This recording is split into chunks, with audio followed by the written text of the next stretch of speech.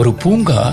அந்த பூங்காவில அவர்களுடைய பிள்ளைகளோடு 2 அம்மாக்கள் அப்படியே விளையாடி கொண்டிருக்கிறார்கள். அவர்கள் விளையாடுகிற விளையாட்டோடு சேர்ந்து அவர்களும் அப்படியும் இப்படியுமாக அவர்களை சந்தோஷப்படுத்திக் கொண்டிருக்கிறார்கள். அந்த பூங்காவினுடைய மூலையில இருந்த ஒரு குப்பை தொட்டியை நெருங்கி அதில் இருக்கக்கூடிய குப்பைகளை தரம் பிரித்து வெவ்வேறு கூடைகளில அப்போது அங்கே போட்டுக் கொண்டிருந்திருக்கிறார் ஒரு இளைஞர். இப்ப அந்த இளைஞரை சுட்டிக்காட்டிய ஒரு அம்மா, நீ நல்லா படிக்கவில்லை என்று சொன்னால் அதோ பார், அந்த இளைஞர் மாதிரி தான் எதிர்காலத்தில் கஷ்டப்படக்கூடிய நிலைமைக்கு நீ ஆளாகி விடுவாய், அப்படி எச்சரித்தார்கள்.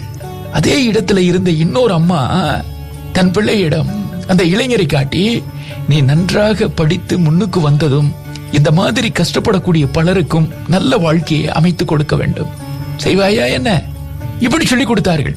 இப்போ ஒரே நிகழ்வு, ஆனால் ஒரு அம்மா சொல்லுவது, நீ நன்றாக படிக்கவில்லை என்று சொன்னால் அந்த இளைஞர் படுகிற அந்த கஷ்டத்தை நீ நாளைக்கு பட வேண்டியதாக இருக்கும் என்று எச்சரிக்கிறார். ஆனால் இன்னொரு அம்மா அதே இளைஞரை காட்டி, நீ நன்றாக படித்து முன்னுக்கு வந்ததும் இந்த மாதிரி கஷ்டப்படக்கூடிய பலருக்கும் நீ உதவி செய்ய வேண்டும். ஒரே காட்சி. ஆனால் அதை பார்க்கிற அந்த இரண்டாவது அம்மா எவ்வளவு வித்தியாசமாக அதை அணுகி இருக்கிறார் பாருங்கள். இப்படி ஒரு மோசமான அந்த காட்சியை வைத்தும் கூட தன்னுடைய குழந்தைக்கு ஒரு நேர்மறையான ஒரு லட்சியத்தை அங்கே அவரால் விதிக்க முடிகிறது. இதைத்தான் மாற்றி யோசி என்று சொல்லுகிறார்கள். பள்ளி ஆகட்டும், கல்லூரி ஆகட்டும், பணிபுரியக்கூடிய இடமாகட்டும், தொழில் நிறுவனங்களாகட்டும், குடும்பமாகட்டும், எல்லா இடங்களிலுமே நம்மிடம் இருக்க வேண்டிய உணர்வு, பச்சாதாபம், அவரின் நிலையில் நாம் இருந்தால் எப்படி நினைப்போம் அல்லது செயல்படுவோம் என்று அடுத்தவர்களினுடைய கண்களால் பார்க்கக்கூடிய அந்த உணர்வு நமக்கு வேண்டும். அந்த உணர்வை நாம் பழக வேண்டும். குழந்தைகளுக்கு அதை கற்றுத்தர வேண்டும். இதுதான் நல்ல எதிர்காலத்தை அமைத்து தரும்.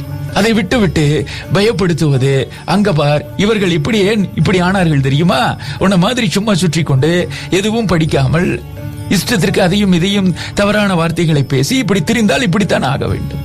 இது ஒரு பார்வை. ஆனால் அதையே இங்கு பாருப்பா, இவர்கள் எல்லாம் எப்படி வளர்ந்தார்கள், எப்படியெல்லாம் வாழ்ந்தார்கள், எப்படியெல்லாம் இருந்தார்கள், இன்றைக்கு இப்படி மாறி இருக்கிறார்கள் என்று சொன்னால் அது எப்படி?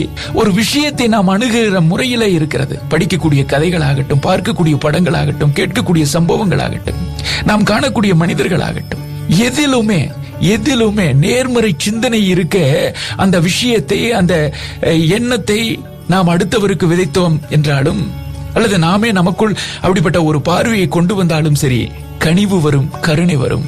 இந்த கனிவும் கருணையும் நமக்குள் வந்தால்தான் நாம் இங்கே மனிதர்கள். அந்த கனிவும் கருணை இல்லை என்று சொன்னால்